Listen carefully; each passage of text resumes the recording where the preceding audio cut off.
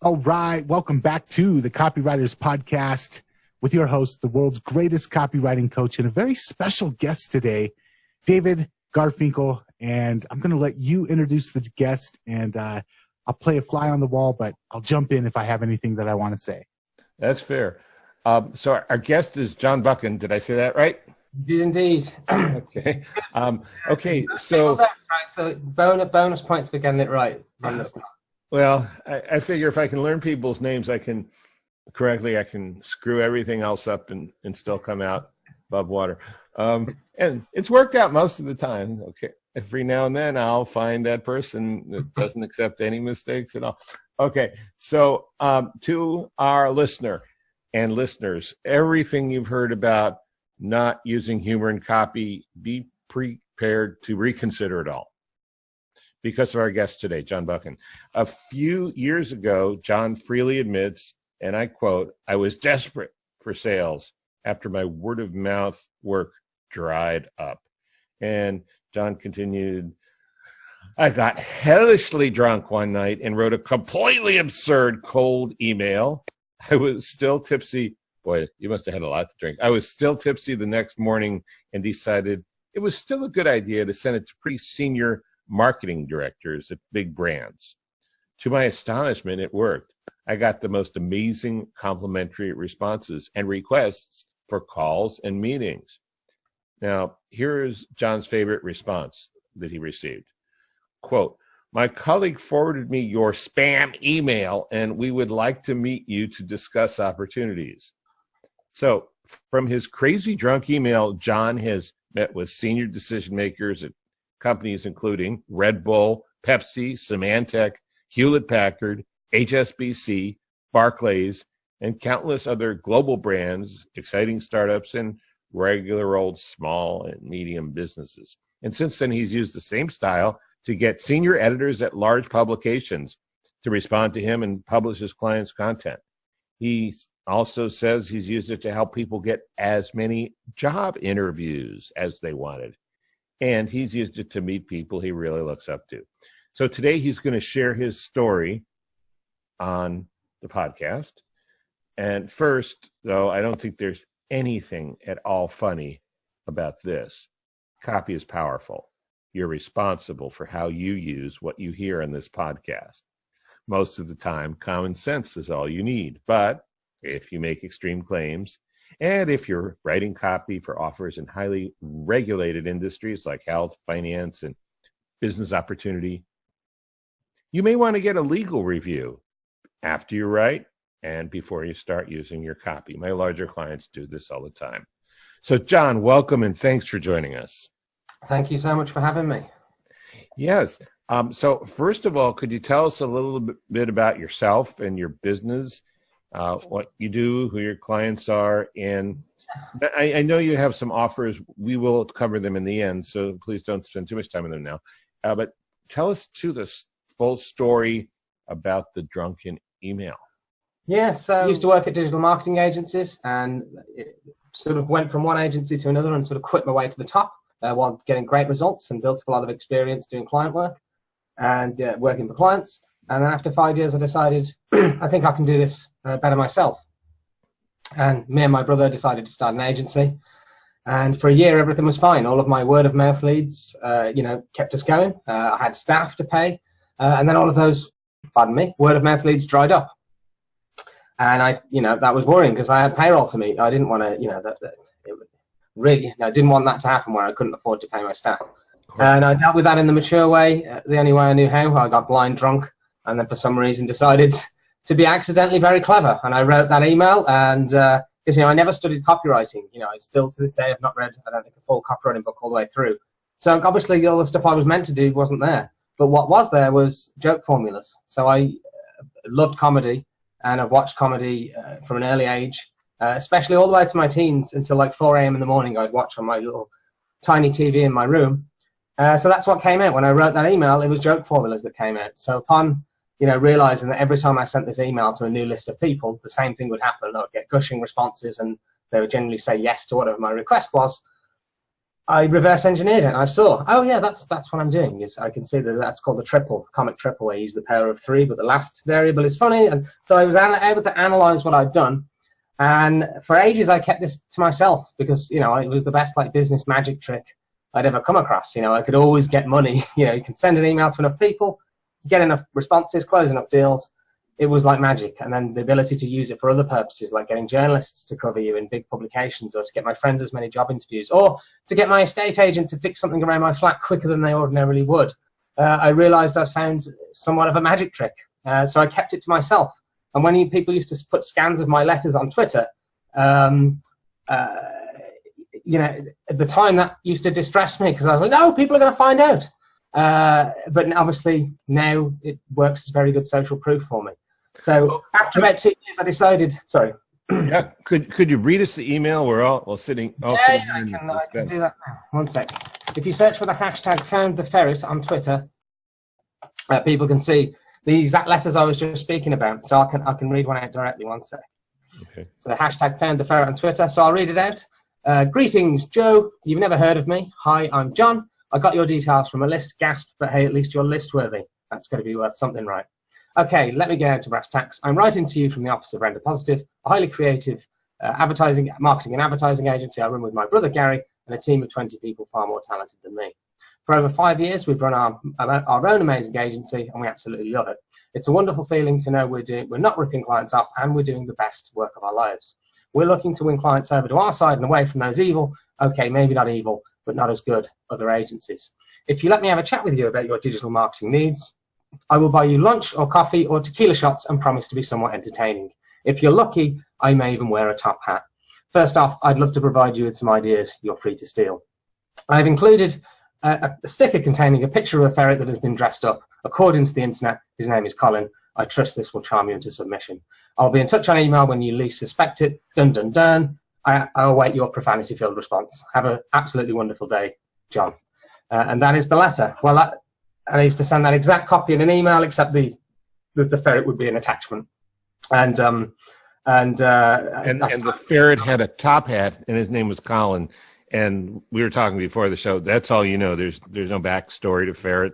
Colin. Oh no, that's Colin the humor. Is basically that it is in that line. I've attached a picture of a ferret that has been dressed up. According to the internet, his name is Colin. I trust this will charm you into submission. So it's almost like saying, I trust this completely absurd, not relevant tactic is going to work. Just the assumption, you know, even the according to the internet, his name is Colin. It's like, yeah, I don't even know anything about this ferret. I just found him. I put it in this email. And you're saying people, yeah, I know, it's insane. You're saying people can find this email on hashtag Found the Ferret? Yeah, Twitter Found the Ferret. Hashtag Found the Ferret. You'll see another benefit of sending these letters out, and I used to send these internationally, is that not only did I get all these responses and obviously new business, but also have the fun thing in my head that these stickers are all over the world now, confusing office workers. Are like, what are these stickers? Because now actually people stick them up in offices and stuff. So that's also a fun little side effect of my campaign. Oh, you made a sticker that. Yeah. So that was actually the letter. So I initially sent it. Do you have it? Can you show? Because we're recording this in video. I used to have thousands of them, but there's one stuck on my laptop here. If you go and Found the Ferret, I can share my screen, and you'll be able to see it there. There you go. There you go. Yeah. Ferret sticker, and you can see this used to. At the time, I didn't like it when people did this. They put my letters up, so I was like, no. That's my magic trick. Obviously, now this is really useful to me because if people ask if it works, I've shown them a load of social proof from ages ago from someone else who put my letter up. So it's like even the most conspiratorially minded people have to admit, okay, it might work. So there's the letter and the sticker. So I used to send this as an email, and then I start sending it as for me because I didn't know anything about cold email. Obviously, the obvious way to increase the number of responses you get is to send follow-ups, but I didn't know anything about cold email other than my accidental success here. So my solution was, I'll send a letter in the post. And then I'll send an email a few days later that says, sorry for the ferret in the post. And that worked really well for me. So could you tell us, I don't want to get into proprietary business details or none, but could you tell us, the size of clients? You could do it in dollars or pound sterling or whatever, just so people can get some kind of idea of what kind of business these letters along yeah. top header chart look to? Our biggest client was Symantec, and that was I remember the meeting when we won that, and the head of marketing just let out, we've only got 100 grand. I hope you can do it this quarter. And I was like, yeah, I think we can do something for that. Just trying to hide my smile. Obviously, that was the biggest deal we did. But then we won Hewlett Packard off the back of that. Most of the deals I would say that we got were we would do a lot of project work, but our goal was retainers, and it reliably got us retainers from $2,000 a month to $10,000 a month. That was the kind of price range that we were working to at the time. And then big projects as well, like Symantec wasn't really retainer work. It was quarterly. And then that was the biggest. So yeah, you can get massive deals with it. And I was able to get meetings with very senior people. Obviously, I couldn't always pull it off. You don't close every single deal, but it gets your foot in the door in some amazing places. Like, it really is amazing the people you can meet if you've got the right approach now. Yeah. So did you get any negative feedback? Did people say, I don't ever want you to email me again, you awful person? Yeah, not as much as I thought. Like, it really is, over the years, a small amount. Like, as you can expect with any kind of cold pitching, you're going to get some negative responses. And I've always said that's fair game, because you are interrupting their day, even if it is an email rather than a call. So I'm like, that's actually fair game. My favorite negative response simply read, and this was years into doing it, so I've obviously got, like, made loads of money. I've got hundreds of, positive responses. My favorite one was a few years in. It simply read, congratulations on the worst sales and marketing email I've ever received. Before I could even reply to him to inform him of his error, he sent me another email saying, but the irony is not lost on me that I replied to you.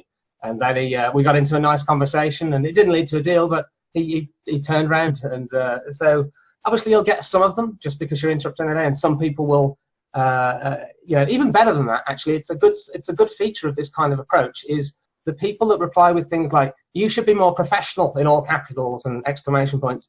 You disqualify all those people. You never have to work with that kind of client again. And that's the kind of client who's going to, really make it difficult to pay your invoice. Like, you've got to do every little bullet, it gets rid of all those types of clients. The stern, the self-important, the bland, they can go to your competitors. So I think that's as useful a feature as the gushing responses is. All the really crappy clients, they kind of, a portion of them, they put their hands up and reveal themselves, which is quite nice of them. Yeah, the market sort of sorts itself out, right? I would actually a joke that I would love some kind of feature where I could give those leads to competitors in a kind of active industrial sabotage. Probably. You have a wicked sense of humor, don't you? So what has happened as a result? Have you started? Do you just use that one email? Is that it? Have you tried other ones? Have you tried other approaches? Yeah, did variations based on who I was like. So I did one for targeting PR or communications directors that was in the style of a press release. So, it was, so obviously they know that format, and it was a press release announcing the fact that I was sending them a cold message. And it was kind of a self-referential kind of Onion article, but in the form of a press release. That worked really well. And I've obviously done loads and loads of templates now for all kinds of purposes. So as well as getting new clients, to get journalists to reply to you, to upsell, to try and find companies in your area that offer something complimentary, to try and, you can deliver leads to each other. There's loads and loads of asks, and I've built templates for, as many things for cold prospecting as possible, but also managing client relationships, inviting yourself on podcasts, anything you could think of, I've created templates for. And that's my whole business now, is I don't do any private client work. It's all a subscription. And I'm really enjoying that business model. I love the fact that I'm never going to be asked to do another amendment again. Oh, that's worth so much money to me. That's good. All right. Well, again, I do want to talk about that just a few minutes, but I want to address sort of the elephant in the room, probably not for you, but for a lot of the listeners to this podcast who are direct marketers, copywriters, direct response people who believe that it's okay to be funny when you're at the bar with your buds or whatever, but not in marketing. The old school rule is no humor in marketing if you want to get sales results. Now, look, I'm not arguing with reality. You seem to be turning that rule on its head. So can you talk about that? Yeah, I think there's one caveat, which is, I think with life and death issues, if you're dealing with maybe medicines or medical devices or something that relates to life and death, I think that is an area that probably deserves the level of seriousness and somberness in communications. And even then, I might be wrong, but it's good. I think with there, I think that it's too risky. I'm sure there's funeral director humor, but we don't know about it yet. Yeah. And actually, funeral directors probably would stand to do really well after having a really outward and hilarious sort of marketing campaign. But that aside, that's the only caveat I've found. I think the thing with humor is the target of the humor. So obviously, don't insult your prospects. That should be obvious. And then also, the best humor is self-effacing humor. So, if you're mocking yourself or the situation, it's very hard for someone to be offended by that. And self-effacing humor makes you, there's studies on this. If you Google studies on humor and persuasion, the self-effacing humor makes you appear more credible and trustworthy. Humor makes you more likable and makes ad campaigns with humor. There's a study on that where it enhances likability more than any other, anything else that they've seen. So humor alone doesn't create persuasive messages, but it potentiates an already persuasive message. So if you've got a crap offer, all the humor in the world is not going to drive them into action. But you can go in with an offer, and if it's done in the right self-effacing way, the right combination of meek and direct, people like ambitious people, but they also like it, people that are self-effacing. This combination is intoxicating. As long as you're pointing the humor at yourself in the situation, you're not insulting the client, you're not. Another mistake I see people make is referencing, say, a celebrity and mocking them. You're going to split your audience, especially if it's, say, in the States, the biggest example, Trump. Half your audience is going to be one way, half the audience is going to be the other way. You want to do business. You are using this. I keep making that mistake over and over again. So obviously, you may wish to qualify. Obviously, if you do client work, that may be something you wish to disqualify and qualify. I don't know. But that's what I bear in mind is be self-effacing and say the most honest thing you can say. So the first line in my drunk cold email is something like, I got your, greetings, Joe. You've never heard of me. I got your details from a list. Gasp. Hey, at least you're list worthy. That's probably something right. I actually say my name in there as well. So most people would completely avoid that fact that I've bought their data from a list. Instead, I mention it in the first sentence and then make a joke out of it. But the very fact they're on a list makes them list worthy, which is the thing that I start from Seinfeld. It's funny. There was a very famous direct mail letter in 1964 that Newsweek sent out. I can't remember the copywriter's name right now. It might have been Ed McClain. And it starts out, dear friend, if the list I found your name on says anything, you are the kind of person who would be interested in this. So it's not like that's never been used, but that wasn't humorous. That was just like sort of, disarmingly open. Yeah, actually, Rory Sutherland, the vice chair of Ogilvy, told me actually, really, I had a meeting with him ages ago. He's someone that I very much look up to, and he gave me that example. He said, I remember a direct mail letter, and I was like, I wonder if he's going to say that exact line. And it was that exact one. I'd like to look at that, because he referenced it years ago, and I'm obviously interested in these things. That's an interesting way to start a letter. Yeah.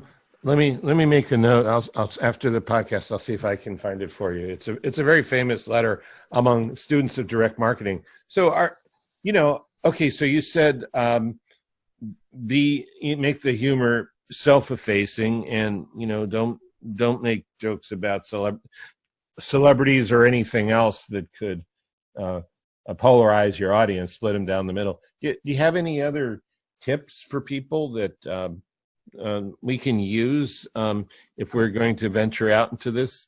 So yeah, there's lots of joke formulas, and obviously you can, if you go into my, I'll give an example. There's more of these in my Facebook group, Charm Offensive. There's a tag called How to Be Somewhat Funny, and I give a load of these out. Oh, okay. So that's Charm Offensive. Yeah. And it's a Facebook group. And is it an open group? Do you have to get permission? Yeah, you have to join and answer some questions, but it's okay. Pretty group. Or you can go to charm-offensive.co.uk, and there's an opt-in there, so if you don't like Facebook, you can join my email list and get the tips that way. Okay. But one of them is called the comic triple. So we all know about the power of three. Statements in three is something more powerful about them, and that works. The comic triple is basically adjusts the the pair of three, they're using the triple, to add the funniest or weirdest or most extreme variable on the third variable. So an example from my email is, if you agree to meet with me about your digital marketing needs, I will take you for coffee or lunch or tequila shots and promise to be somewhat entertaining. So you got boom, boom, and then the third one is the one that doesn't follow the pattern.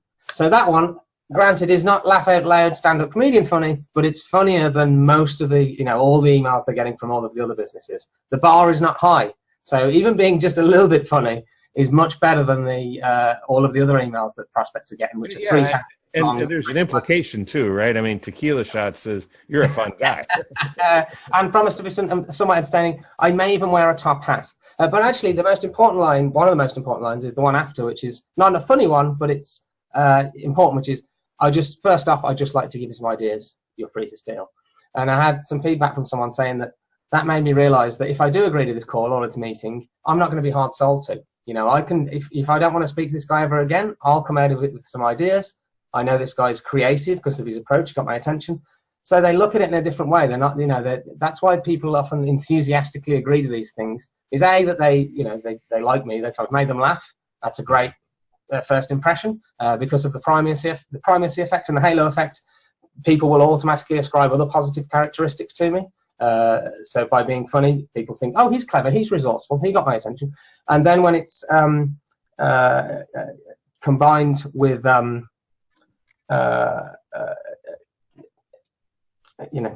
forgot what I was going to say. The use of humor to boost your sort of credibility and people like you, combined with the potential, for they're going to get something out of this conversation. They're going to get free ideas.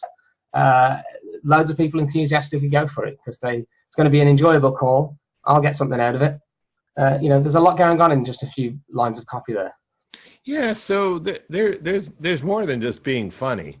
And it's not like, I want to show you how funny I am. Don't you think I'm funny? May I have some applause, please? It's not like that. It's more like, hey, I'm going to break the ice, loosen things up. I'd like to get to know you, give you some real value, and maybe you'll want to hire me. And of course, you're not doing that anymore. You have this Facebook group. Yes. I started Charm Offensive in March 2017. Got myself out of some bad personal circumstances, and with the momentum of that, I decided for some reason, you know what, I should tell people about this. I've helped a lot of friends with it, and it's helped me massively. Mm-hmm. Started the group, and it resonated. Within 30 days, we had 1,000 members. Now it's nearly 11,000. It started resonating. People saw those screenshots saying things like, "This is the best cold email I've ever received. I never reply to these, but I have to meet you." People don't expect that kind of screenshot from a reply to a cold email or a cold pitch. And it took off, and then very quickly I started making money from it. I started building ebooks and courses and trainings. Had to learn direct response copywriting because I'm selling information products. There's a different psychology to getting people to click buy than there is to hit reply. Right. And I eventually launched so many things because at the time I needed the money, so I had to keep building new stuff and launching it. And then eventually I was like, oh God, I've got enough stuff. I could just launch a subscription now, and I should. That would be more cost effective for people. So about a year later, I think, March or April 2018, I launched the subscription, Charm Offensive Professional, where you can get access to all my templates, all of my courses, all of my ebooks, everything for a monthly fee. And I love the business model. It's and if we have someone who's ready to buy or ready to try for a month, do you have a website for the subscription, or do they have to get to that through the Facebook group, or how does that work? Just go to charm-offensive.co.uk, that's .co.uk/subscriptions. That's charm-offensive.co.uk/subscription, and they can learn all about it. Okay, well, I think this is awesome. It's definitely a fresh, new approach. Let me ask you the gotcha question before we go. So, in the direct response copy that you're writing to sell the templates, are you serious as a heart attack in that, or is there humor there too? I've had the combination. So usually there's a bit of humor, mostly at the start to build rapport, and then there'll be a combination. So I build rapport and there's humor, and it's it's not super hypey and serious. But I wouldn't, obviously, I have gone too far before where it's almost become a parody. It's really, really, really funny, but you don't want to get to the point where people are going, is this a joke? Is he actually selling something? Then you've obviously gone way too far, and I have done that. Granted, only once. Now, that is something I'm improving more and more, because there's elements of direct response that I don't use myself, and then there are elements that I do, and I can get away with not being the best direct response copywriter because there's other elements that I've got. Like, I've got so much social proof of evidence my stuff works. I've got that my products are instant. They people can use them. They can sometimes they can instantly work. It's quick. It's universally effective. I've got a lot going for me that does help me out. But I'm always trying to better that combination of using humor and direct response together. But yeah, I'm new to digital response copywriting. I've only been selling information products for a few years, but I'm enjoying it. I'm enjoying it a lot. Sure, and to be fair, you're selling something that's humorous, so you're almost obligated, at least at the beginning, to open up with something light, if not hilarious. I've always wondered. It's very famous in publishing, the National Lampoon cover, magazine from the 70s, where they have a guy with a gun pointing at a dog, and they say, "If you don't buy this magazine, we'll shoot this dog." Yeah. And I'm wondering how well that worked. I mean, these days, PETA would immediately have them ripped off of all newsstands. But back in those days, anyway, just a thought. So, no dogs or ferrets were harmed in the making of it. No, not during this episode. Not during this one, but there is always the next one. Okay, well, John, thank you very much. Nathan, you have any? We miss anything? I just want to say one of the main takeaways that I got from this episode, as a copywriter, as a writer in general, humor is very hard to translate just in the written word, and it can often be misinterpreted. I mean, you go to Facebook and you can see examples of somebody trying to crack a joke and somebody taking it the wrong way and getting offended and just blowing up in the face.